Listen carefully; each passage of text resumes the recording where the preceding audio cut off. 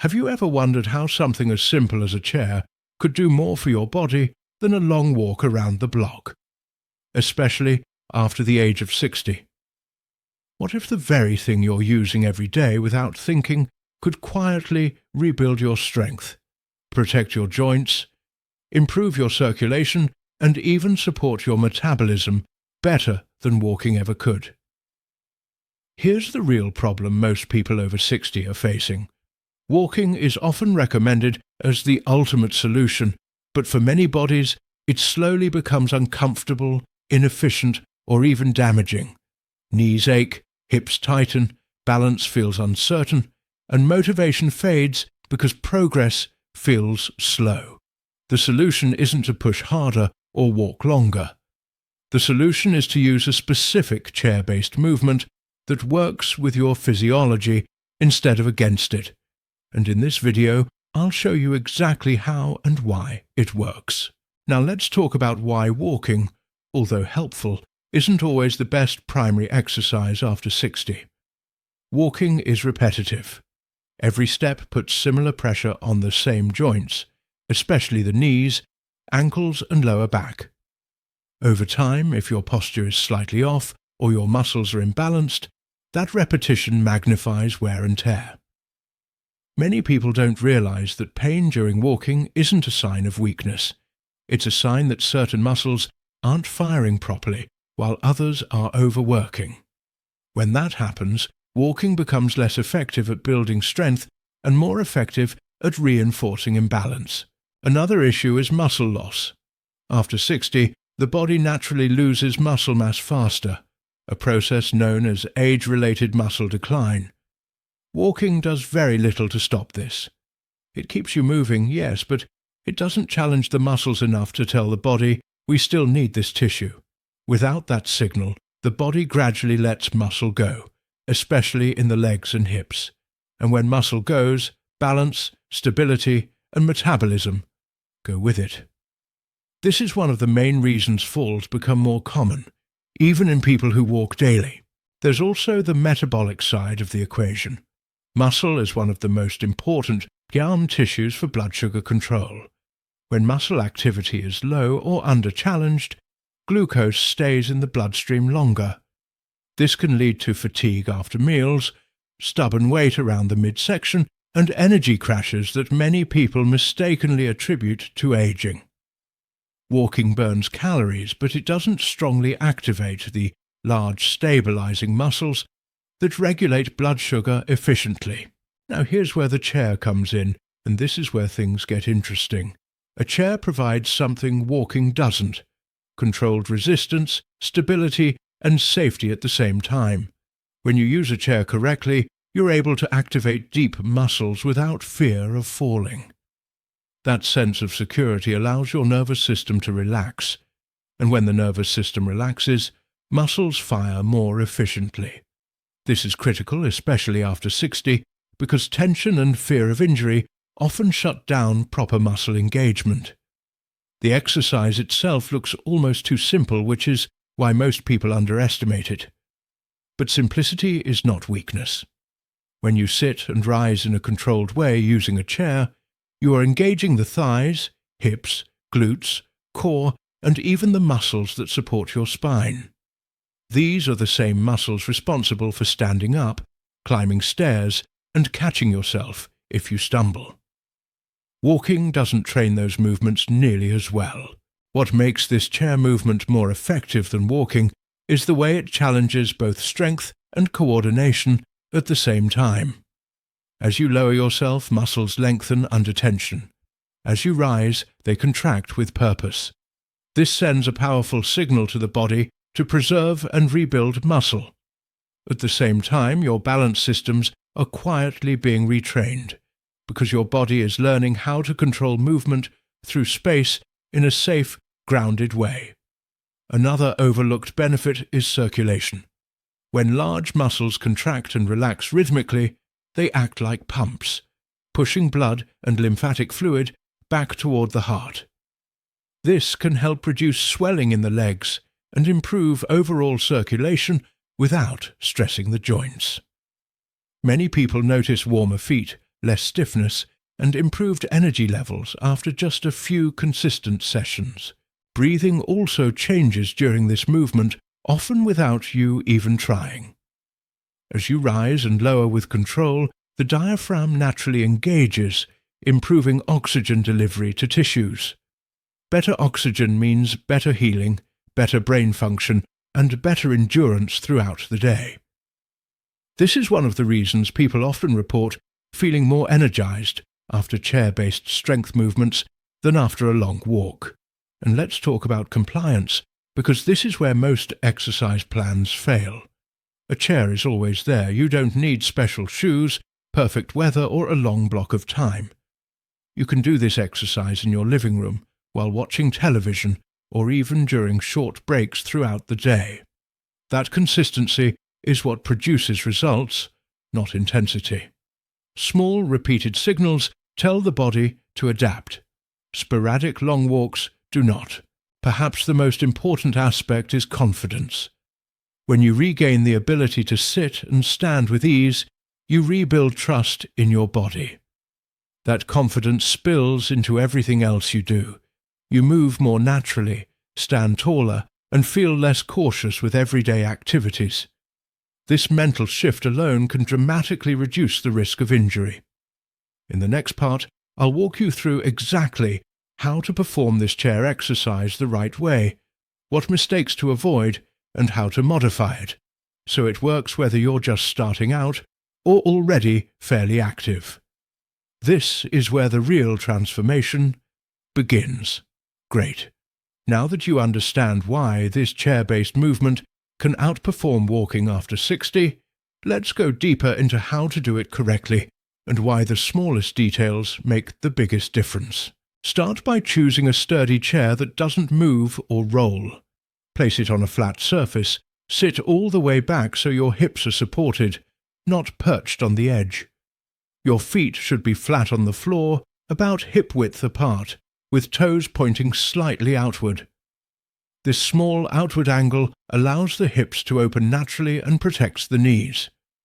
Most people keep their feet too close together or pointed straight ahead, which creates unnecessary strain. Before you even move, check your posture. Sit tall, chest open, shoulders relaxed, and chin level. Imagine a string gently pulling the top of your head upward. This alignment activates the deep core muscles without tightening them. Place your hands lightly on your thighs or cross them over your chest if you're able.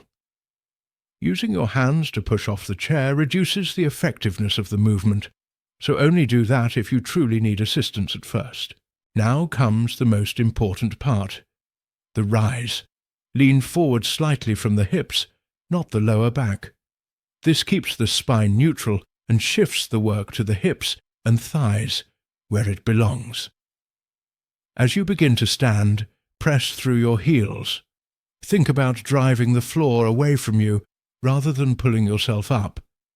This mental cue helps activate the glutes, which are often inactive in people who sit a lot or walk with poor posture. Stand up slowly. This is not about speed. In fact, the slower you move, the more muscle fibers are recruited.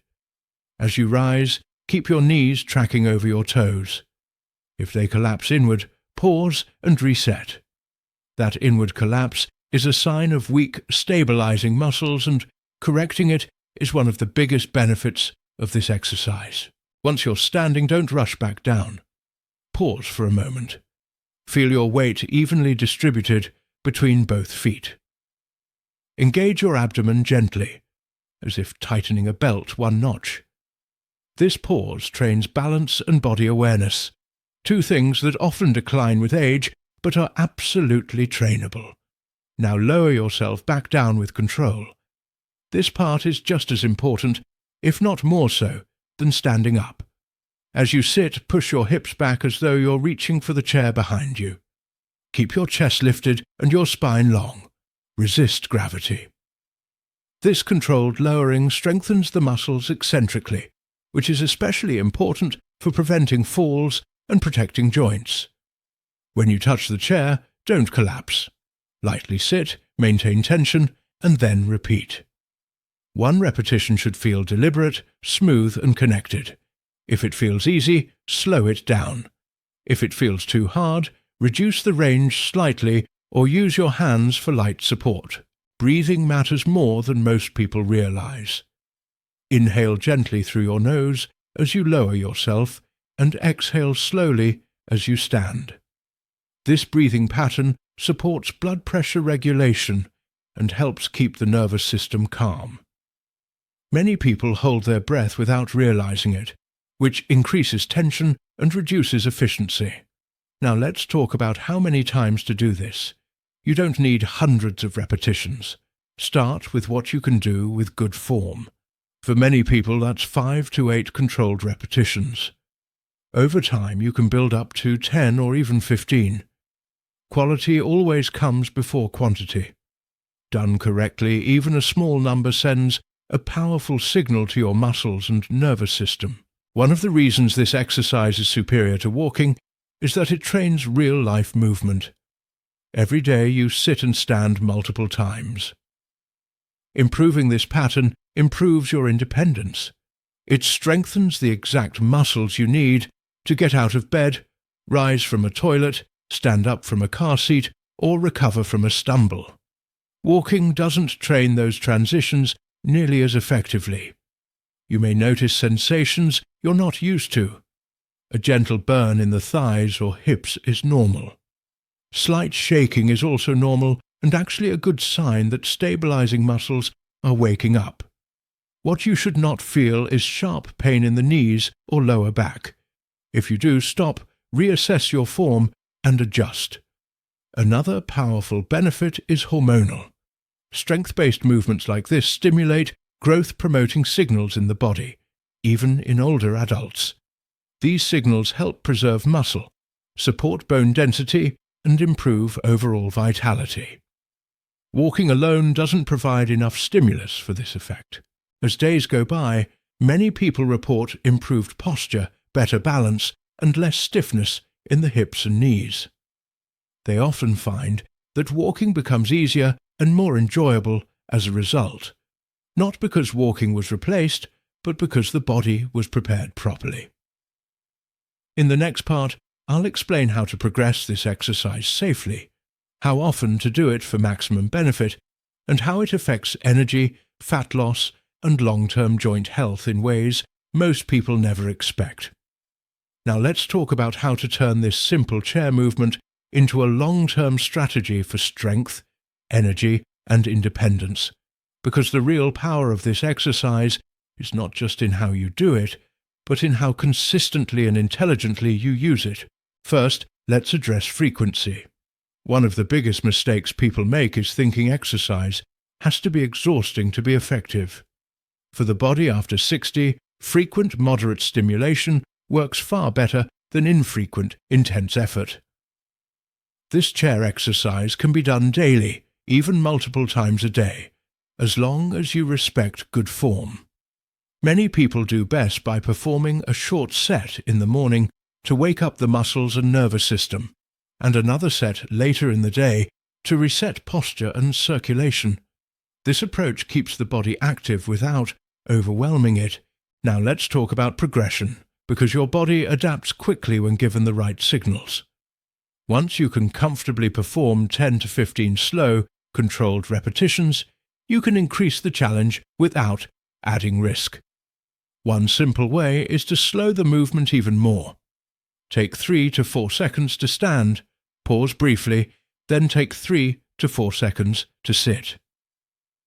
Time under tension is a powerful stimulus for muscle growth and joint stability. Another option is to change how much assistance you use. If you've been using your hands lightly, try crossing them over your chest. If you've already been doing that, you can hold your arms straight out in front of you, which shifts your center of gravity and increases core engagement. These small changes dramatically increase muscle activation without adding impact.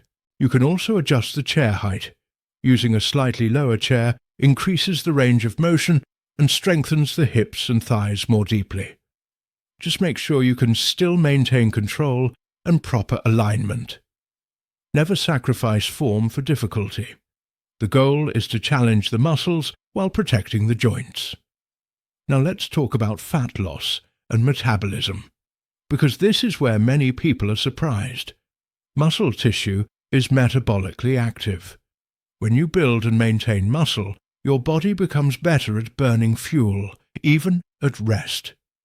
This chair exercise activates some of the largest muscle groups in the body. Over time, this improves how your body handles carbohydrates and fats, which can lead to more stable energy levels and gradual sustainable fat loss around the abdomen. Another overlooked benefit is joint nourishment. Joints don't have their own blood supply. They rely on movement to bring in nutrients and remove waste. The controlled bending and straightening involved in this exercise acts like a pump for the knees and hips, improving joint health without pounding or twisting.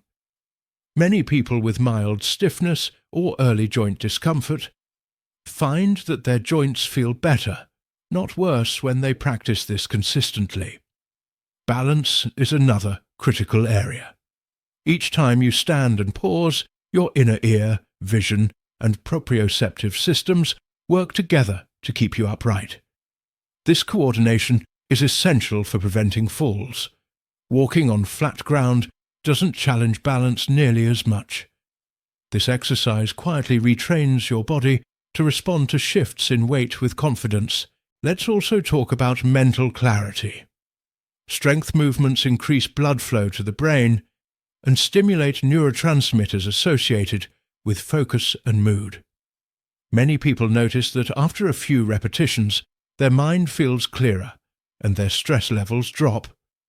This isn't just physical exercise, it's nervous system training.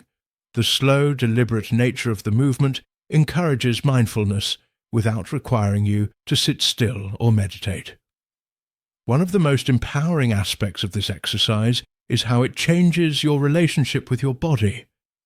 Instead of seeing aging as a decline, you begin to see it as a phase where intelligent movement matters more than ever. You're no longer chasing exhaustion, you're building capability. That shift alone can dramatically improve motivation and consistency. Now, a very important note about safety. Always listen to your body. Mild muscle fatigue is normal, but sharp pain is not. If you have a history of joint replacement, severe arthritis, or other medical conditions, move within a comfortable range and consult a professional if needed. The beauty of this exercise is its adaptability.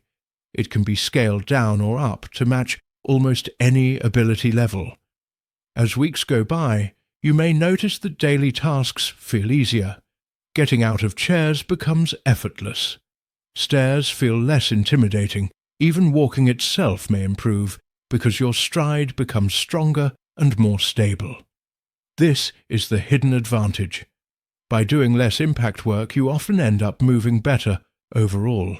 This single chair exercise works not because it's trendy or extreme, but because it respects how the body actually functions, especially after 60. It restores strength where it matters most, protects joints, supports metabolism, and builds confidence from the ground up. If you stay consistent, this simple movement can quietly outperform hours of walking and give you something far more valuable: control over your body again.